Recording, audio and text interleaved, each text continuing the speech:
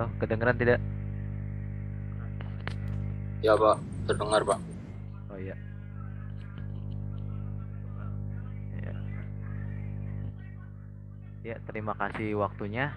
Perkenalkan, saya Brian dan kali ini saya ingin membahas tentang EDA terlebih dahulu ya. Kalau ada kendala suara, tolong kasih tahu ya. Untuk Baik kali, Pak. ya, untuk kali ini kita akan berdiskusi tentang EDA ya, atau bisa juga dipanggil dengan exploratory data analysis. Sebelum kita masuk lebih dalam lagi tentang apa itu EDA, tentang apa materi ini, kita harus tahu dulu apa itu EDA ya. Jadi kita bisa mendefinisikan EDA itu menjadi tiga kata ya, antara exploratory, data, dan analisis. Jadi biar lebih mudah mendefinisikan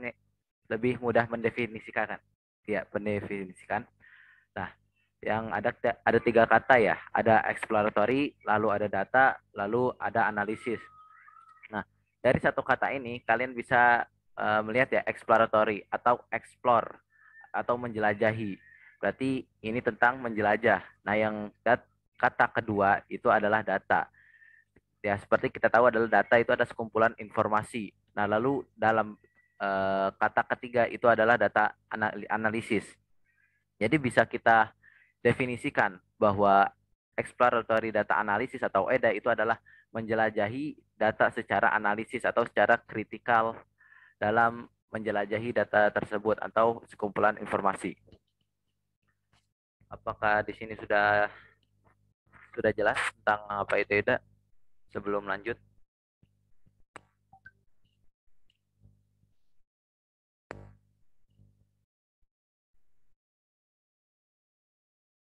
Sudah, Pak.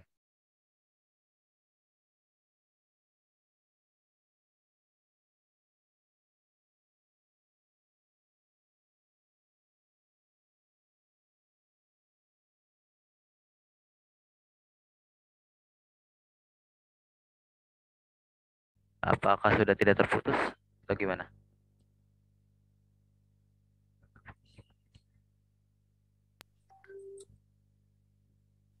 Sudah, Pak. Sudah. Oke, jadi kita lanjut ya. Di dalam kali ini kita akan berdiskusi menggunakan bahasa Python ya. Karena banyak banget manfaat dari menggunakan Python daripada R soalnya untuk project ini. Dan project ini juga adalah open source ya. Jadi kalian bisa mengambil project ini di dalam GitHub. Jadi ini gratis sebenarnya ya. Jadi kalian bisa berkontribusi untuk project ini.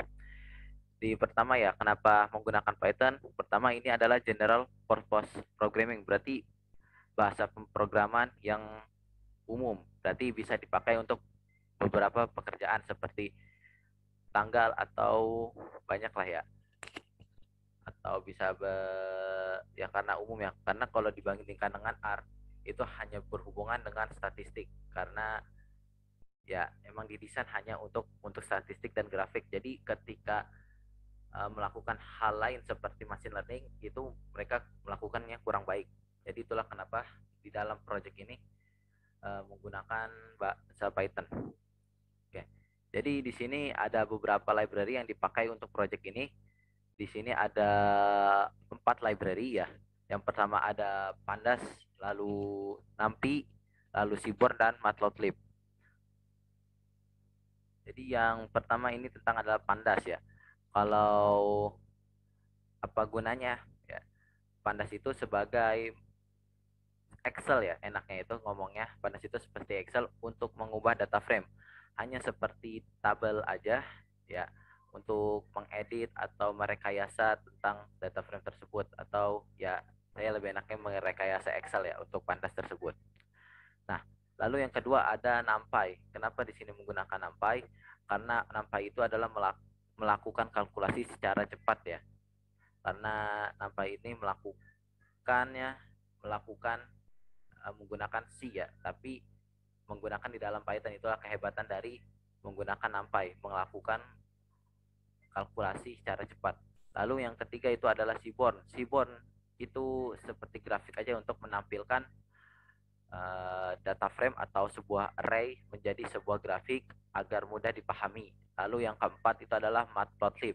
Sama seperti Seaborn, tapi perbedaannya itu adalah Seaborn itu mengambil sebuah dari matplotlib juga, jadi seperti subset ya, subset dari matplotlib dari Seaborn ini.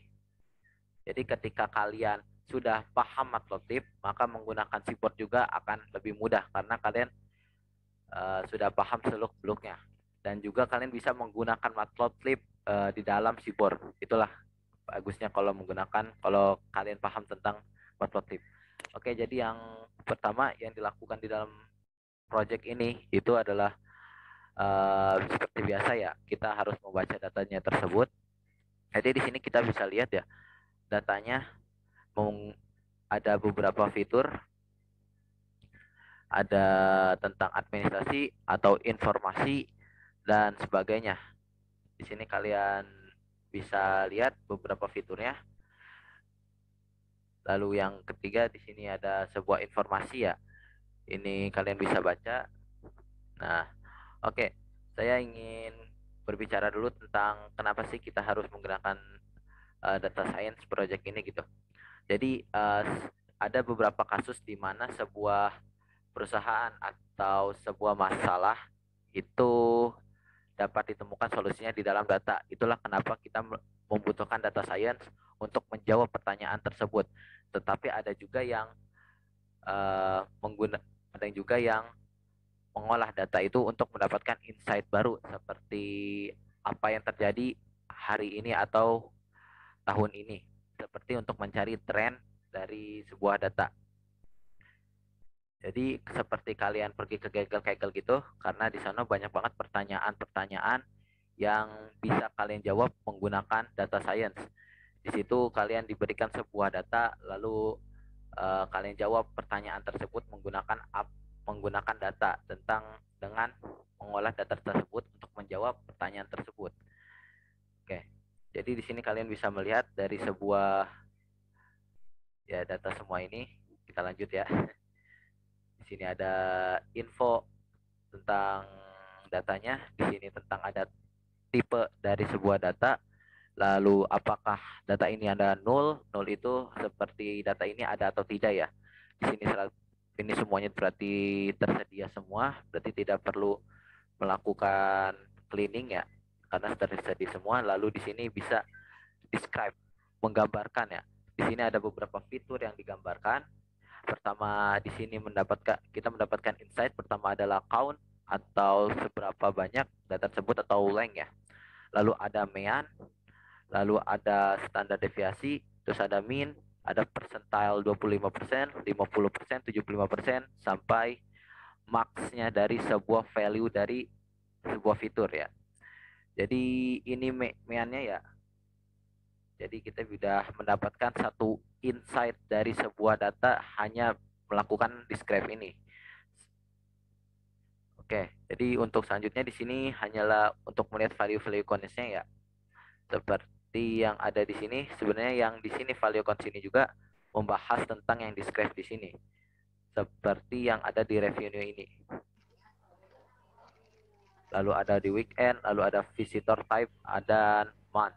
Month itu berarti bulan ya. Di fitur bulan itu ada beberapa value. Berarti di sini ada dari beberapa bulan ya, dari Februari atau Juni ya. Lalu di sini juga bisa melihat operating systemnya tentang value-value-nya ya, tipe-tipenya. Oke, jadi setelah kita mengetahui tentang value-value tersebut ya, kita bisa melanjutkan lagi tentang exploratory data, explore kita ya, explore data ini. Jadi di sini kita bisa apa? Ya, kayaknya ini sama juga ya.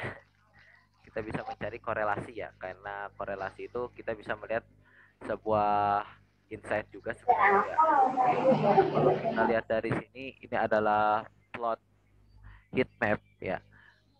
Berarti semakin tinggi nilainya, maka semakin berkorelasi juga. Jadi seperti mengikuti, seperti antara fitur administratif dengan fitur administratif pasti mereka selalu mengikuti ya, maka ini nilainya 1.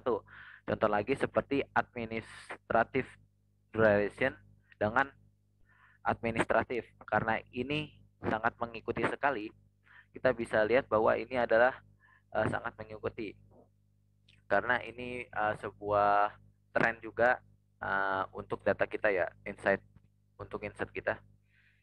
Lalu selanjutnya di dalam blok ini terjadi sebuah group by ya, antara group by special day, month atau weekend. Di sini sebenarnya hanya untuk menggrup aja ya, menggrup antara fitur special day, month, weekend, lalu terhadap fitur month, weekend. Nah, special day itu ya. Special day itu sebuah fitur apakah hari tersebut itu hari terspesial, dan month itu adalah, pasti kalian tahu itu adalah bulan. Lalu weekend apakah hari tersebut itu di hari weekend atau tidak. Ya berarti Sabtu dan ya Sabtu Minggu kayak. Lalu di sini terhadap bulan dan weekend. Lalu kita melakukan count berapa banyak gitu loh. Kita hitung berapa banyak gitu. Jadi kita bisa lihat dari sini special day-nya itu 0, berarti di harinya itu tidak spesial ya. Dan pada bulan Agustus dan ini weekend, maka ini ada berapa bulan gitu.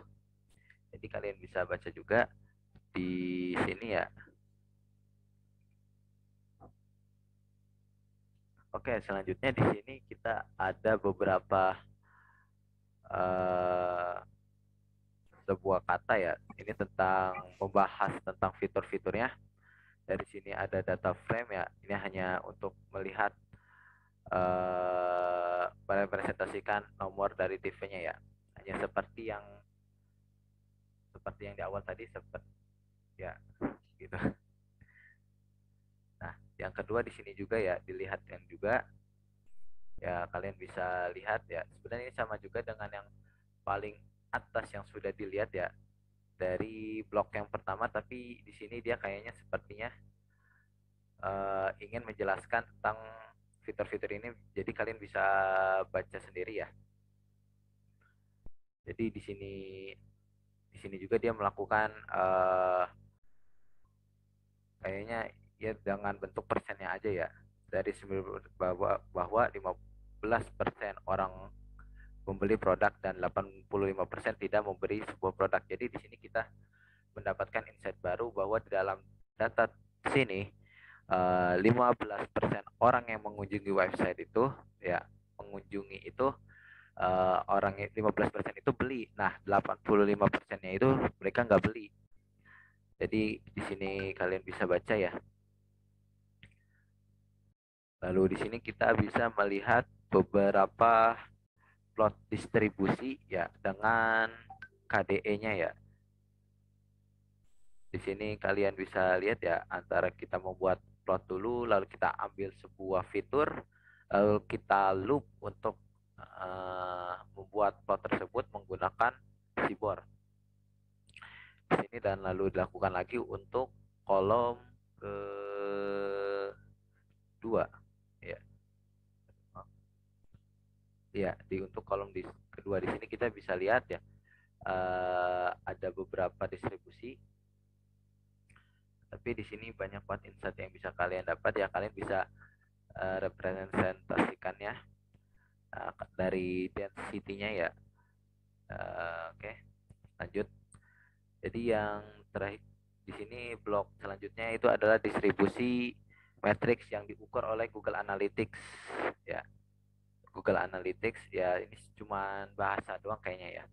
Di sini ada fiturnya, fitur dari Google Analytics ya, adalah bounce rate, exit rate atau page values. Jadi di sini kita bisa melihat distribusinya. Di project ini juga dilihatkan sebuah distribusi fiturnya ya, seperti ini. Kalian bisa lihat ini seperti hijaunya lebih ke atas, exit rate-nya, lalu ada revenue-nya juga. Lalu ada special day-nya. Kayaknya ini juga sebuah distribusi juga ya. Banyak banget yang bisa kalian dapat. dari sebuah fitur-fitur ini, dari sebuah grafik-grafik ini. Oke, jadi di sini juga ada distribusi antara weekend dan menu dan visitor. Oke, di sini sebuah distribusi juga, tetapi ini menggunakan tapi ini berbeda ya dengan yang tadi. Ini menggunakan type-nya integer ya atau float. Jadi ini seperti whole number, berarti nomor semua gitu. Dan kalau ini karena ini kata-kata ya atau objek, maka kita buat seperti ini ya untuk kita melihat uh, keseluruhan dari apa itu dat fitur tersebut. Kalian bisa lihat ya, kalau kalian menggunakan seperti nomor itu, kalian bisa menggunakan distribusi KDE atau ya banyak normal distribusi ya, bisa ini kan. Lalu untuk yang objek kalian bisa menggunakan bar plot atau count plot ya. Kalau di sini ngomongnya ya itu saja untuk yang saya diskusikan. Apakah ada yang bertanya sampai sini tentang apa itu EDA atau apa eh penjelasan saya tadi ya pertanyaannya? Ya, Ariel Ismail ada apa? Izin bertanya Pak, Ya, untuk ini kan untuk data ini berarti masuknya ke Excel dulu ya kan Pak ya? iya. Ini kan bentuk nama filenya kan CSV. Itu kalau misalkan bukan CSV bakal kedetek seperti ini atau enggak ya Pak ya? Makasih. Jadi karena ya terima kasih, bagus pertanyaannya. Ini tergantung dengan datanya juga ya. Tapi kalau ingin membaca datanya itu kalian bisa lihat uh, di website Pandas ya. Di situ mereka itu mendokumentasikan banyak banget fungsi-fungsinya, library-nya. Di situ kalian bisa membacanya itu bisa dalam format CSV atau Excel. Jadi kalian bisa ikuti saja dokumentasinya. Ya, ada lagi untuk pertanyaannya?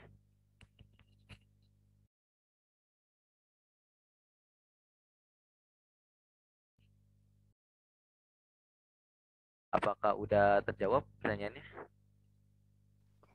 Berarti untuk itu apa? Untuk nama file sendiri lihat di pandasnya ya Pak ya? Iya Pak, di dokumentasinya. Karena mereka sudah mendokumentasikannya di website juga Pak. Soalnya masalah dari Python itu dia dinamik, jadi kita nggak bisa menebak-nebak. Jadi sekali jalan, dia langsung kena error. Makanya kita harus melihat dokumentasi. Makanya itulah kekurangannya dari bahasa Dynamics. Untuk library pandasnya itu seperti apa ya Pak ya? Takutnya salah gitu kan pas searching gitu. Takutnya banyak versi gitu. Oh, kalian bisa pakai versi terbarunya aja ya. Takut apa namanya selalu up to date aja menggunakannya. Jangan sana terlalu keep up with trend aja ya, mengikuti tren aja versi terbaru. Ya takutnya dengan versi yang lama itu terdapat bug, tapi di versi terbarunya sudah diperbaiki. Jadi ya pakai versi terbarunya aja ya, dan mendownload versi pandasnya yang terbarunya juga. Lagi pula mereka mengupdate library-nya tidak mengubah semuanya ya, kata-katanya ya, seperti read CSV menjadi write atau apalah gitu.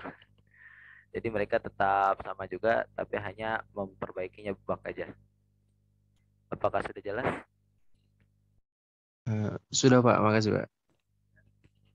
Apakah ada pertanyaan lagi tentang seputar project ini? Atau bisa bahas juga tentang apa itu EDA, apakah fungsinya atau segalanya? Takutnya ada yang kelewatan apa yang saya jelaskan.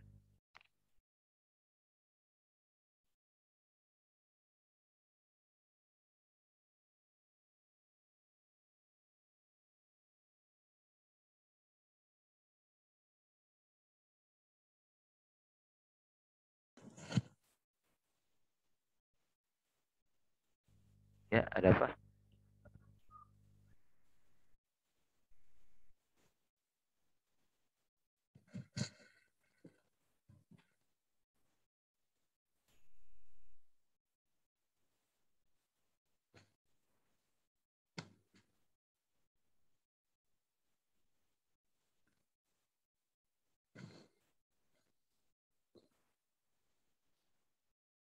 ya untuk menambahkan tentang project ini ya, datanya itu kalian bisa search di UC Machine Learning ya, dataset itu.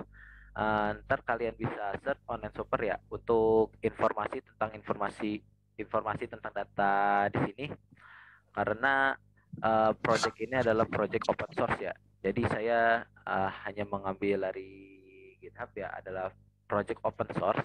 Jadi semua orang bisa berkontribusi dan mereka juga mengambil datanya juga secara open source di UC. Kalian bisa cari datanya di UC tersebut ya. Terima kasih.